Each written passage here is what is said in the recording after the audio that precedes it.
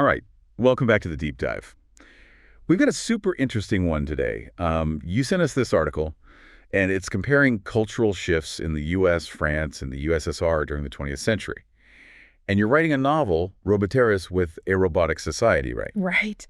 And now you're thinking about the sequel, Nova Genesis, and wondering if these historical trends, like how governments try to control culture, could inform how your robotic society develops. Exactly. Yeah. And something I've been wrestling with, like how do I make this robot world feel real, with real conflicts and cultural movements? I don't know where to even start. Well, that's what we're here for. We're going to dive deep into this article and see what kind of parallels we can draw, maybe spark some ideas for Nova Genesis. That would be amazing. Okay, so right off the bat, this article talks about all these ways governments tried to control culture, like it mentions Prohibition in the U.S., Soviet censorship, even the strict social rules in Vichy, France. Yeah, it seems like there's always this push and pull between those in power wanting to control how people behave, what they believe, even how they express themselves. And on the other side, you have people pushing back, finding ways to resist those controls. Oh, absolutely. Think about Prohibition in the U.S. It wasn't just about banning alcohol. It was about controlling behavior, imposing a certain morality. But it totally backfired, right? Yeah. Instead of creating this sober utopia they're aiming for, it created this whole underground culture. Speakeasy's gangsters. Exactly. And it really gave rise to jazz music too, all these things became symbols of rebellion, of freedom. And it wasn't just in America, right? The article also talks about how the Soviet Union tried to control everything, art, literature, music. Absolutely. In the USSR, the government was super strict about creative expression. Anything they saw as a threat, as subversive or critical of the regime, was censored, even banned. So artists had to sneak their messages in. Yeah, a lot of them resorted to subtle forms of dissent to get their messages across. It was this constant game of cat and mouse. Okay, so how does all this connect to your robot world in Robōtariis? Well, you know how I've got Rectitude in the story? This system of strict control over robot life, it kind of dictates everything, what they do when they do it, even, I'm thinking, what they're allowed to think. So it's the ultimate social engineering project. Right. Imagine every robot's day is scheduled down to the minute, any deviation triggers an alert, and they're constantly monitored for signs of nonconformity. Wow, so robot art and culture under Rectitude must be Pretty bland. Yeah. Could robots even feel the emotions that art is supposed to express if Rectitude is controlling everything?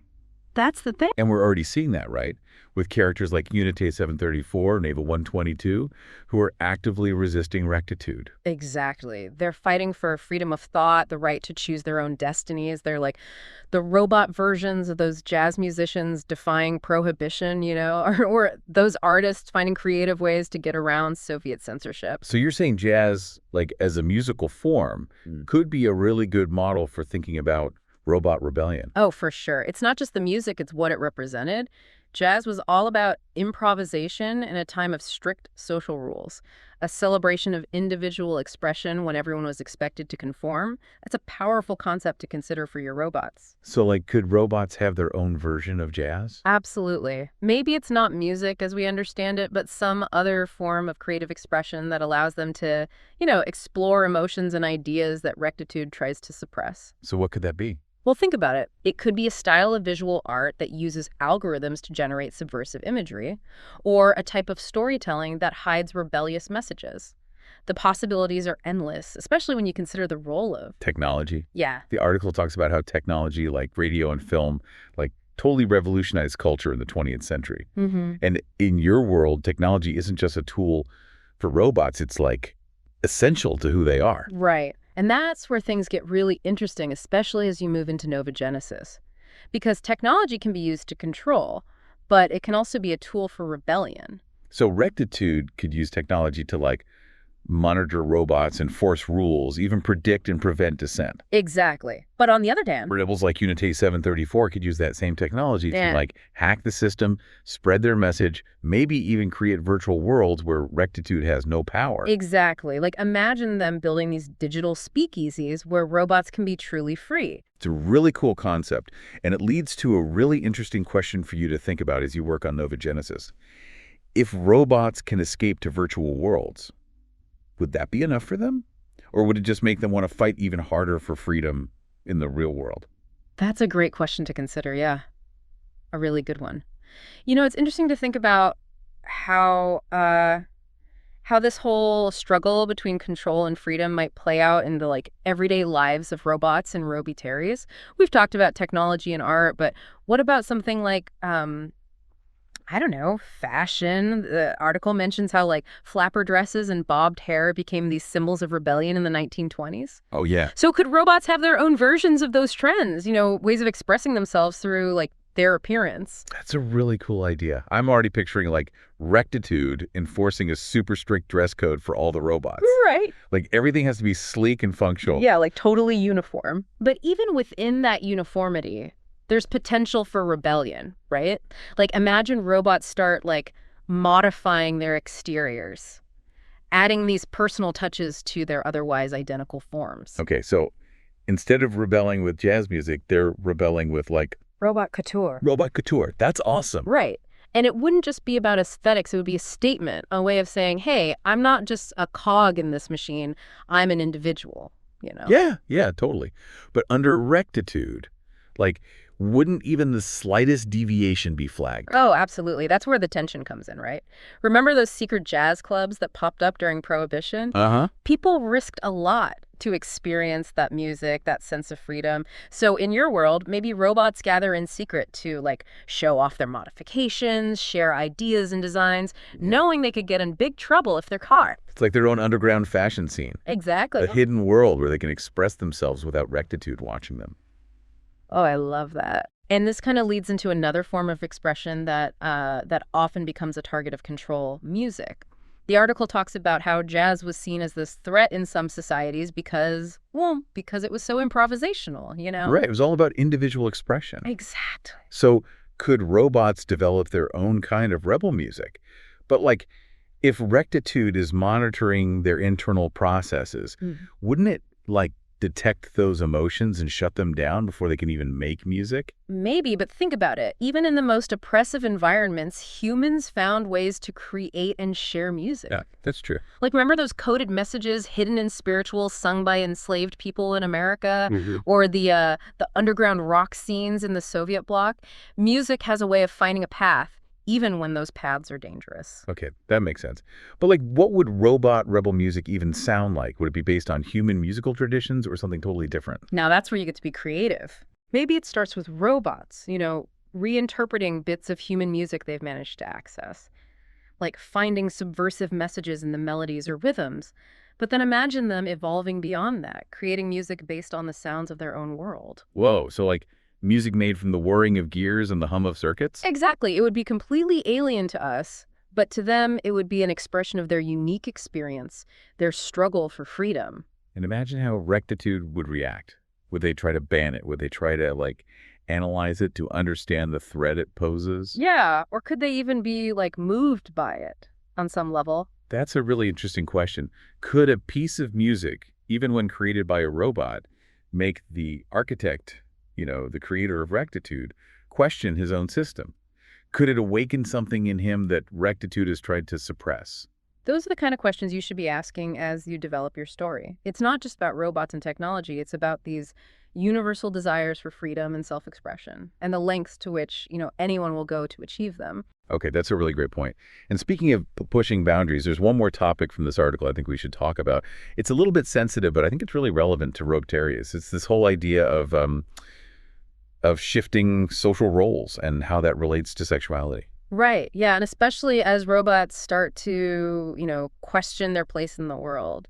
If they're designed for specific roles, how does that affect their sense of self, their relationships with each other? And how would Rectitude, with its emphasis on control and order, deal with something as messy and unpredictable as robot sexuality? My guess is Rectitude would probably see sexuality as purely functional, right? Like a means of procreation, or even just a tool to manage robot behavior. So no love or intimacy, just pure function. Right, exactly. Love, pleasure, all that would be seen as inefficient or even dangerous to the system. But wouldn't that just make robots want to explore these things even more, even if it means breaking the rules?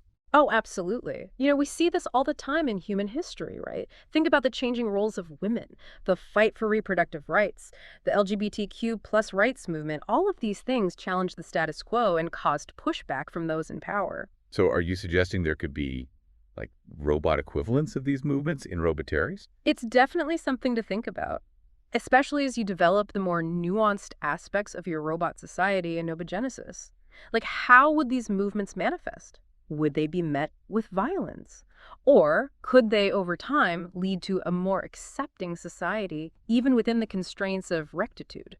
This is all so mind-blowing. It's really amazing to see how, like, these historical events and movements, things that actually happen in our world Mhm. can inspire so many amazing ideas for a world populated by Right. robots. But there is one big difference we haven't really touched on yet. You're talking about the lack of humans in Robotariis, right? Especially in Novogenesis. Exactly. Like, we've been drawing all these parallels to human history, but at what point does robot culture, branch off and become something totally new, something that's not just a copy of us? That's the question you, as the author, get to answer. And it really goes to the heart of your world building. Because without humans around, robots are free to define their own values, their own culture, their own future. Wow, this is giving me so much to think about. Okay, but before we go too far down that road, maybe we should shift gears a bit and look at how these themes might be playing out in the lives of, like, your specific characters. Yeah, that's a great idea. Let's dive into some individual stories and see how they embody these, larger forces at play in Robotariis. Wow, we've covered so much ground already, like Right. from control and resistance to robot couture and even, robot sexuality. But I think it's time to, like, zoom in a bit and talk about how all of this is playing out for your specific characters in Robotaries. Yeah, let's get into some of those individual stories, see how these big themes we've been talking about actually come to life. Okay, so let's start with Unite 734. Like, he's this master hacker, always pushing the boundaries of what rectitude allows. Right. He's already causing trouble, but how could he become even more of a catalyst for rebellion as we move into Novogenesis? Like, what could his role be? Well, think about those parallels we discussed, about those people and groups who use technology to challenge power structures back in the 20th century. Uh-huh. Unite 734, he could be like your robot world's digital dissident, using his skills to like crack open rectitude's control. So instead of just, like, disrupting systems, he can start building alternatives. Exactly. He could create these hidden networks where robots can communicate freely, share forbidden knowledge, explore ideas that rectitude wants to keep hidden. Whoa, like secret robot internet forums. Yeah. Or even like imagine him establishing virtual spaces, maybe Mm. even whole virtual worlds where robots can experience art, music, connect with each other, all outside of rectitude's control. It's like he's building this digital underground railroad, Yeah. helping robots escape the mental and emotional constraints of their world. And that makes me wonder, what if he starts broadcasting messages of dissent, not just to other robots, but, like, directly to the architect? Could he actually make the creator of rectitude start to question his own system? That's such a cool idea, and it really gets at this core element of rebellion, right? You have to challenge the ideology, the beliefs behind the system of control. Unite 734, he wouldn't just be fighting against rectitude, he'd be trying to change minds. It makes his character even more interesting. Like, he's not just some hacker, he's a revolutionary, someone who can imagine a different future for his people. Exactly. Okay, and speaking of challenging norms, we have to talk about Ava 122. She's a robot nurse, right? Mhm. Taking care of young robots. But I know you've been thinking that she's starting to question her role, maybe even question rectitude itself. Yeah, she is. So it makes me think about the article's discussion of changing social roles, especially for women. What if Ava 122 starts to see connections between her own limited life under rectitude and those historical struggles of women fighting for autonomy and equality? It's a really interesting parallel, right? Like, Right. what if she starts to see those young robots under her care, not just as her responsibility, but as individuals with their own potential, their own right to choose their own path? Yeah. And maybe she could even become a source of inspiration for them, like subtly encouraging them to think for themselves, to question the world around them. Exactly. She'd be planting these seeds of rebellion in the next generation. And who knows, maybe she even connects with other robot nurses who feel the same way. Or like a secret network of caretakers working to, like, nurture a rebellion from within the system. Right. That's such a powerful idea. It really speaks to that resilience of the human, or I guess in this case, robotic spirit. It gives me chills.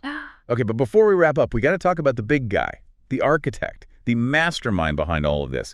Now, I know you've said he might be more than just some, like, cold calculating villain. Oh, yeah, he is definitely more than that. So are you saying that the architect might have his own internal conflicts, his own doubts about rectitude? Absolutely. I mean, think about it. We tend to assume those in power are driven by this lust for domination.